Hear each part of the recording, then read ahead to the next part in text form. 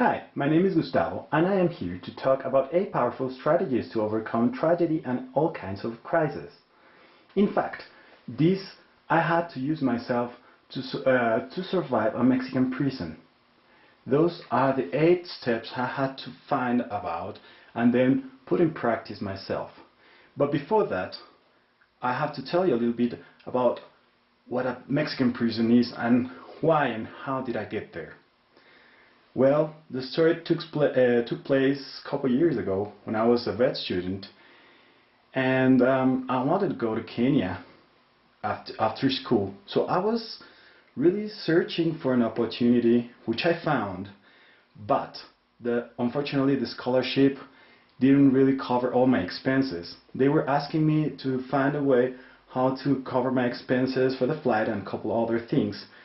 And well, I was a little bit nervous because I didn't have too much time, as I was asked to go in a semester and I still had 2 more semesters to go before I finished my career. So that meant studying from 7 a.m. to almost 9 or 10 p.m., which was pretty hard. As you can imagine, that meant I was not gonna have any time to work. So I decided that last week I had a vacation, I dedicated it to make money. How? As ever I could. So I came back to my house one day and just grabbed my computer and a couple other things and sold them out. But I just found out it was not enough money. So by just checking whatever I had there, I realized that I had a Winchester rifle, those kind of rifles that some people have as collectibles in the living room. It was very old, more than 100 years. So, well, I had an idea. As there is an antique store right behind my house, I went to talk to this guy and told him about the Winchester rifle. He was very, very, very surprised that I had one. And he said, well, if I can help you with that, I would be glad. And as long as it says Winchester and it has the registration of the date and everything, he was going to pay me at least enough for me to go.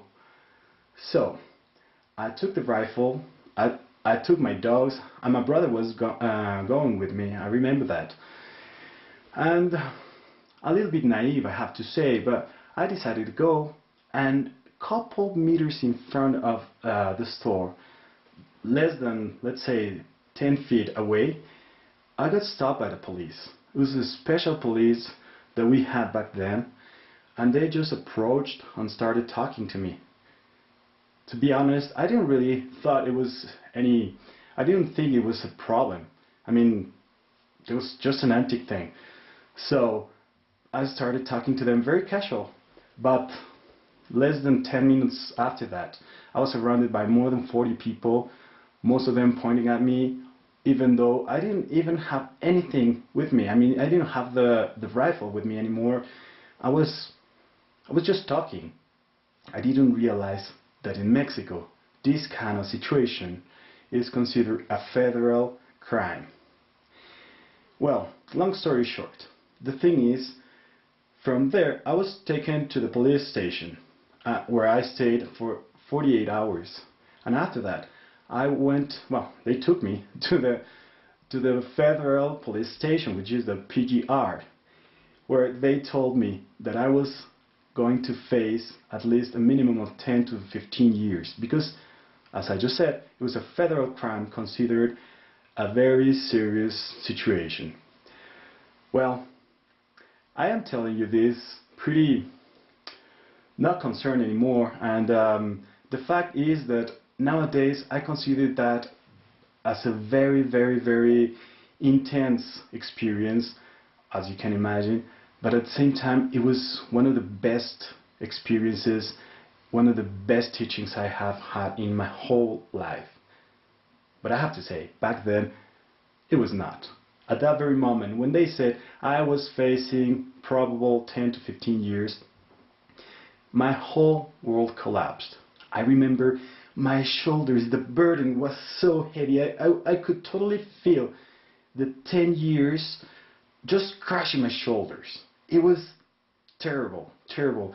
People say that when they're about to die, when they have a near-death experience, they can see almost all their life going through. Well, I saw my life, but I also saw my future.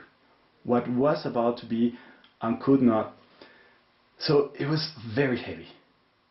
Then, when I was taken to prison, I was just guessing and thinking, how the hell am I going to survive that? I mean, prison. I've never even seen a prison, like a physical thing. I've seen them in movies, you know, but for me it was the first time that I had contact with such a thing. Well, it was a shocker, I have to tell you. And I had to find a way to survive that situation. So I decided that the first thing I had to do was a plan, was a strategy. And the first one that came to my mind in the way, while I was taken to the prison with these PGR officers, was this. Find courage. Why find courage? Because I was facing something that required courage. I mean, it was obvious, no? As you can imagine, prison, yeah, and I mean, it's not a secret. Maybe you're not Mexican or whatever, but still, it's very, very, very well known that in Mexico, unfortunately, we don't have the best laws, and prisons are rather dangerous, I have to say. I didn't know how these prisons worked, but I knew that I had to find the way of surviving. First thing was finding courage. So what did I do? In my case, it was easy because while I was walking and I was stopped by the police, I was walking with my brother. Back then he was 17 years old. And I remember that when they stopped us, my brother simply said, I'm sticking here. If they are taking us, they're taking us both. Because they stopped us together and together we stick. And one of the commanders, he said, you know what? You're brave. You're brave, kid. I tell you that. But it's terrible. The decision you're taking, be careful. Because for your family it would be easier to get out one single person, not two of them. Imagine how your mother would feel knowing that two of their children are put in prison. When he listened to those words, he got shocked. He got green, pale. His face was like 3-4 colors at the same time, but he was still very brave.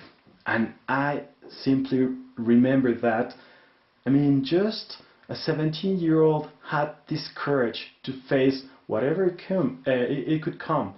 So I said, if he could, I can as well. So maybe you don't have a brother that was walking with you. Maybe you're facing a terrible crisis right now, and finding courage might seem a little harder. Just remember, think about this person, this particular person you admire the most. It might be somebody from history, or maybe a relative, maybe somebody you love. Think about this person. Think about somebody that has done something extraordinary, and just copycat, imitate whatever they did.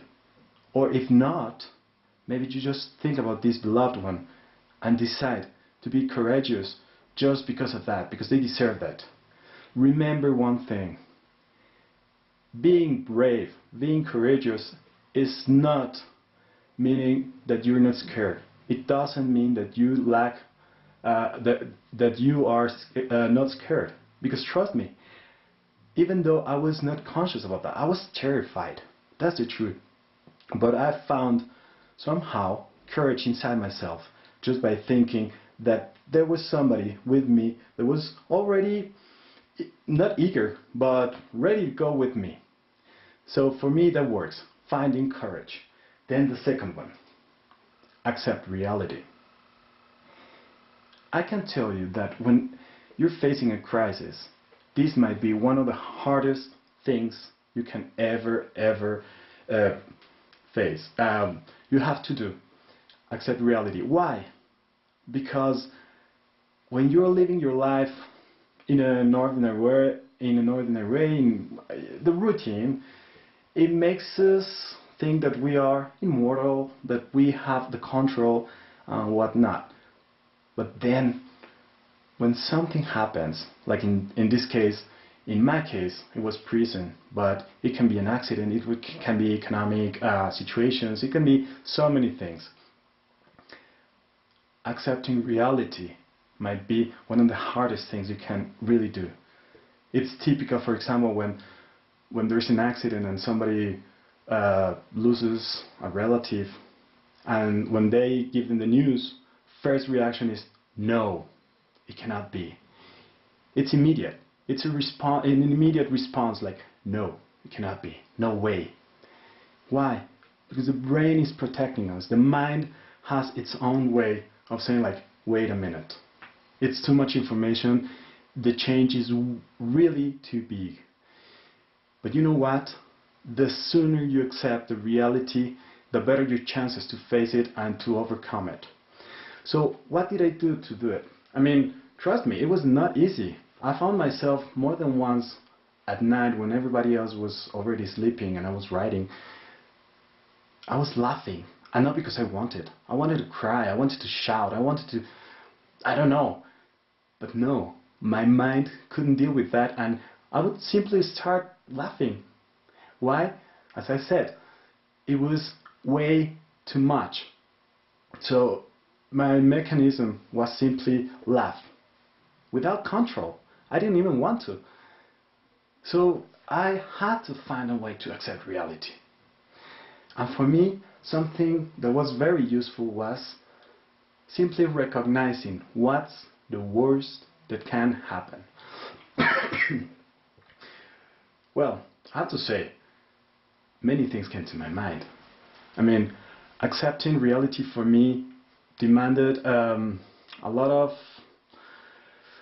courage, because I had to ask myself, well, what's the worst thing that can happen? I'm already here in prison, that's the truth, but how can I deal with that? The first answer that came to my mind was like, they can kill me. I can get killed here. But then I said, that's not even the worst, or at least not the one that I'm thinking. Then I realized that unfortunately, as I just said, the Mexican prisons are really, really a terrible and dangerous place. But not because of the criminals themselves, also because of the law. And I was terrified because every day I would see an unfair case. Every single day. So I didn't want to stay there, of course. I was terrified. But at the very moment I accepted the fact that yes, one of the worst things and one of the worst scenarios might be not just to be dead. If they kill me, well, end of story. That's not easy. And I didn't want that. But that was the truth. What if I stay here? And there's a big chance. There's a big chance that I stay here. So, what do you know? When I recognized that, and I accepted it as a possible truth, that very moment was the one in which I started breathing.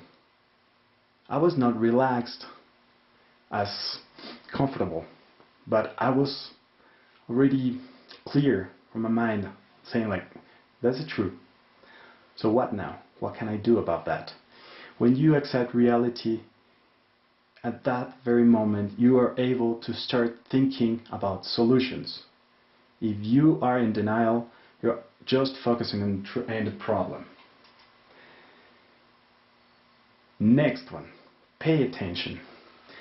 Well, I would say the second or third week that I was there, my brother-in-law gave me this book, The Way of the Peaceful Warrior from Dan Millman. Probably you've read it.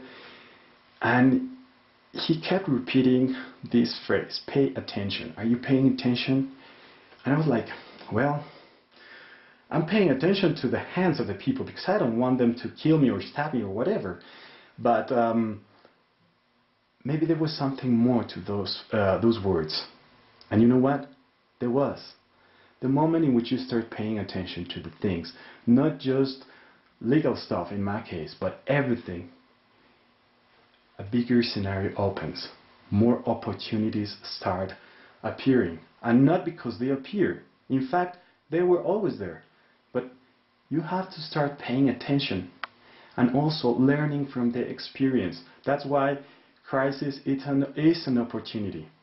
Crises are opportunities if you just take them that way. Take notes. Well, as I told you, I'm a veterinarian, so the scientific part I already have, and now I also write books because of that situation. So now I have the discipline of taking notes. Back then, I just had the scientific part, and I remember that my sister, she suggested me to start writing down a journal. So, since the very second, not the first one because I didn't have the material, but since the very second night I was there, till the last one, I was taking notes no matter what. Every night I would write whatever.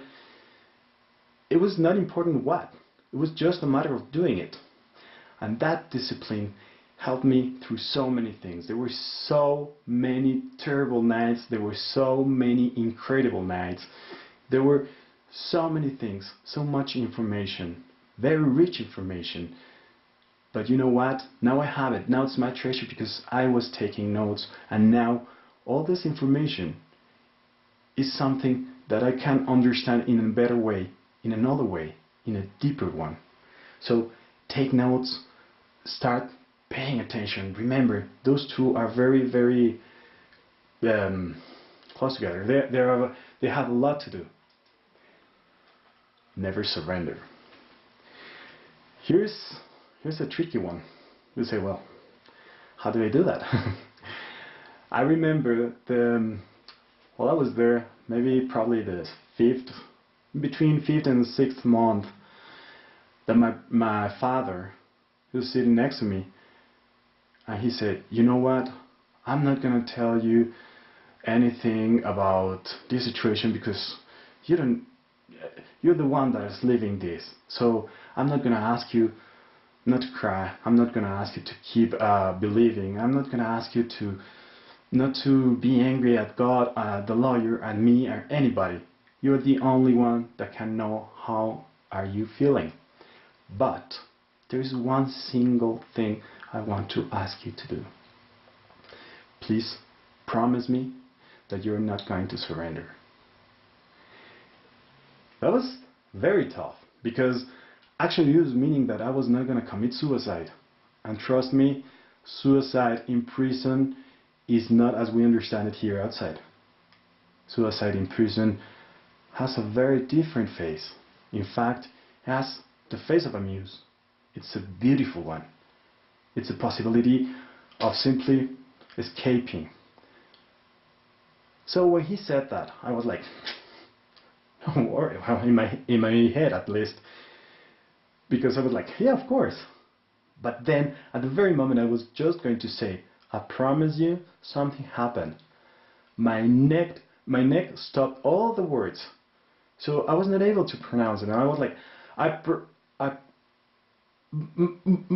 and then I just shut up. 1, 2, 3 minutes, 4 minutes.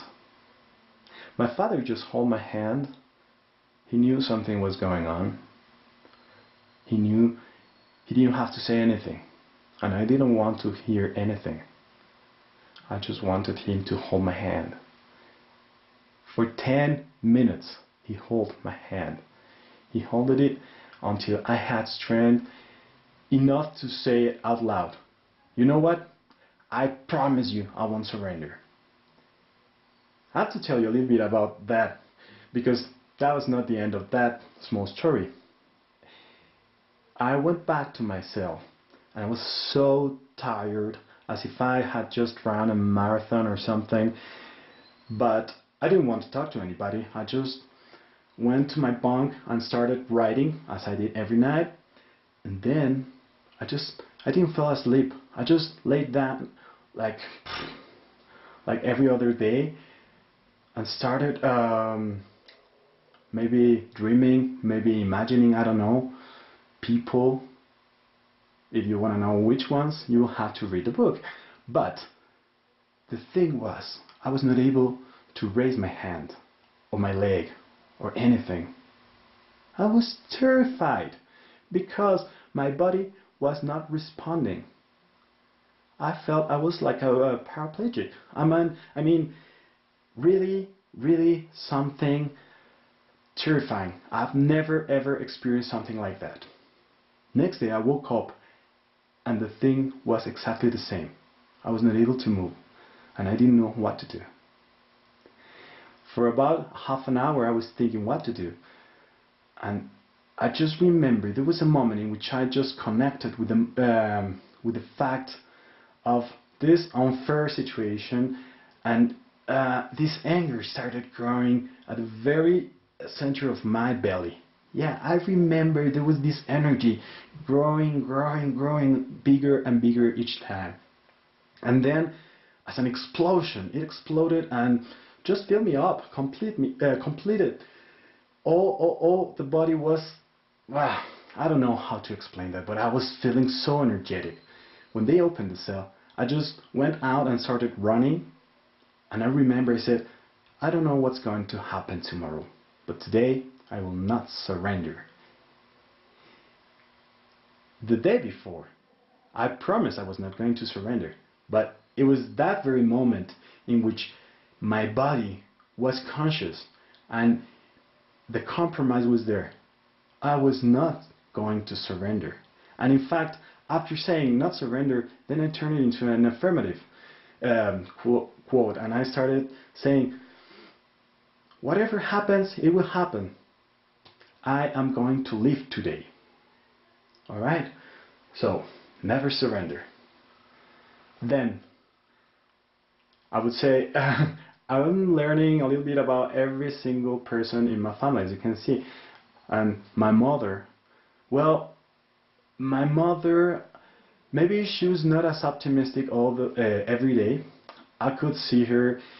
Her face was not always happy, of course. In fact, most of the days she came to visit me, she was destroyed, devastated. But still, she was moving. She was doing whatever it took to get me out. In fact, I have to say I had one of the best Mexican lawyers one can possibly wish for, but my mother was the second one. She was amazing. She has no idea about the laws whatsoever, but still she would do whatever it takes. I mean, every day she would do something different. Every day she would find a way, she would call somebody else, she would search for another answer. Whatever it took, she did. You can tell me about a couple of things, I mean, you name them. Talking about, I don't know, going with the magistrates, judges, every possible situation she had covered. And she was, emotionally speaking, her face, as I told you, was not completely defeated, but almost destroyed. But still, she was doing whatever it took. So at the end, when all this was required, we had so many things. The lawyer, every time he would ask for, let's say, letters, recommendation letters, signatures of my friends or teachers, doctors in the university, she had them. When they needed articles from newspaper cases similar to ours, she had it. Everything you can possibly imagine, she had it. She was doing it. Maybe one simple step at a time. Maybe one not so big thing every day. But every day, every day, every day, every day. So she was so constant that it reminded me of someone that says, when you're climbing a mountain or walking on top of the mountain, you're allowed to give up as long as your legs keep going. So in other words, never give up. But one of the things is, my mom was like that. Her body was absolutely devastated, but she kept going. And that made me keep going as well. Because even if I was inside, because sometimes I have to admit the frustration was immense. I didn't know what to do, and there were not many things I could do to defend myself. There were many other things I could do, but to defend myself, I didn't have all the books, all the things I required. So it was harder, but still I was doing that, especially because she was inspiring me. She was doing all these things, and that's something. Then, as you can imagine, I'm a veterinarian, so I tend to learn from these big masters, which are animals. And even though I have to admit that rats, cockroaches, and pigeons are maybe not my favorite animals, they're still animals, and I love them as well.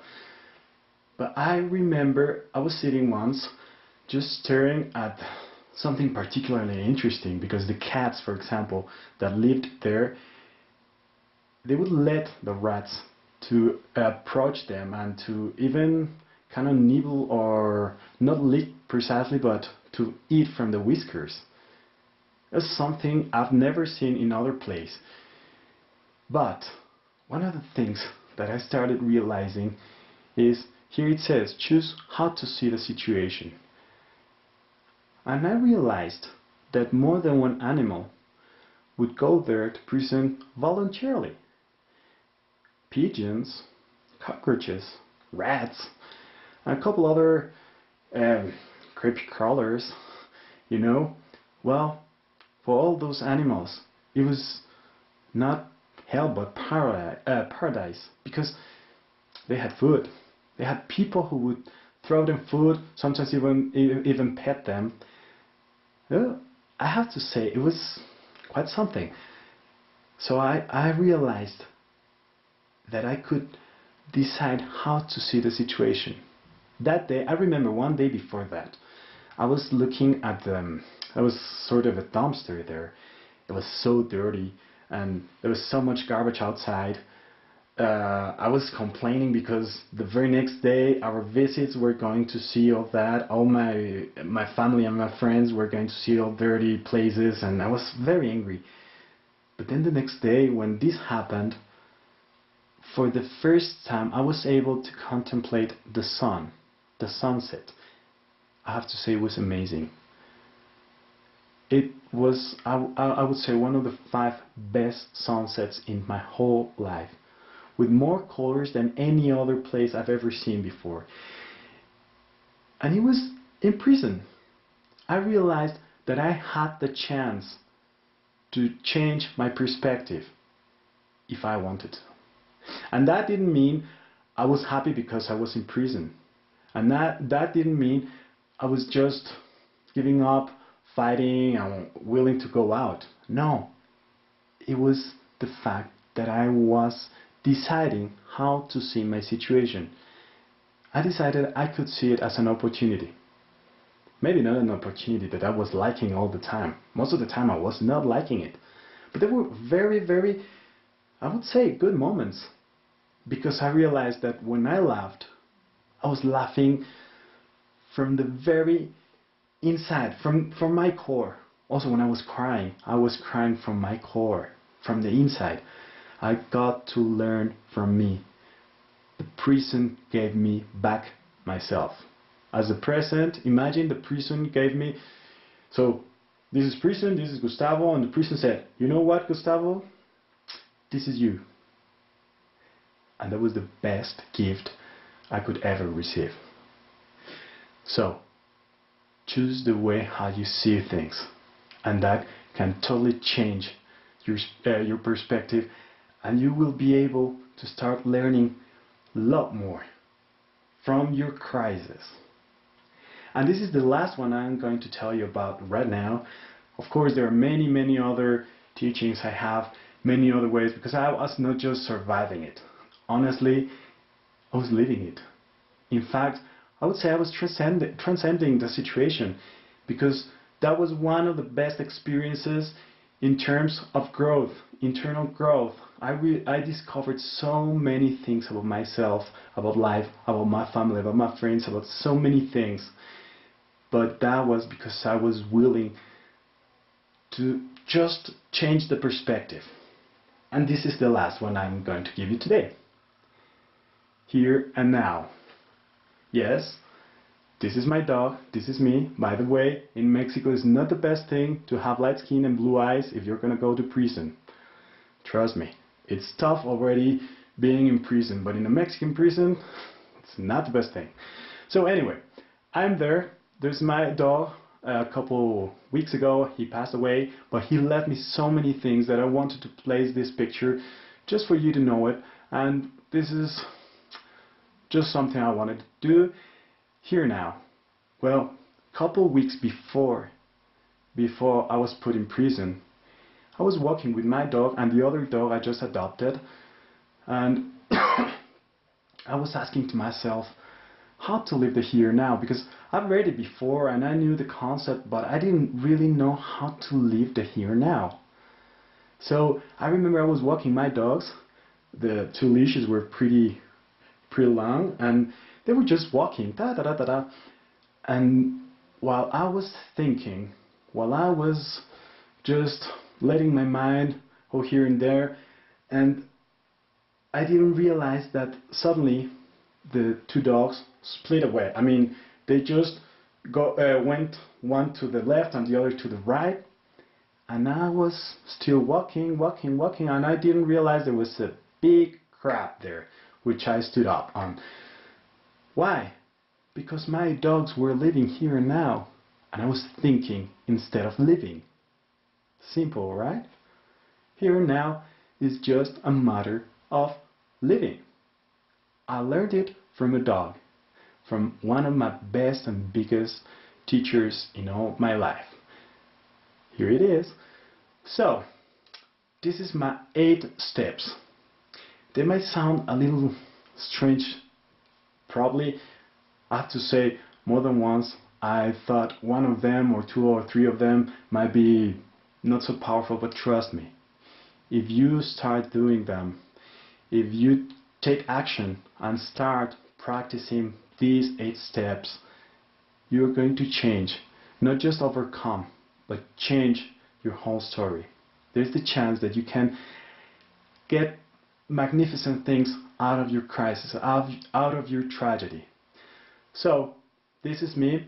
Please give a like if you want the book to be translated in English. It's going to be released in Spanish a couple of weeks from now. So if you want it in English and you want to keep on learning, give the video a like, and you can add me my address for Twitter and stuff. It's already there on the screen, or will be. And live, prosper, love, and enjoy life. Bye bye.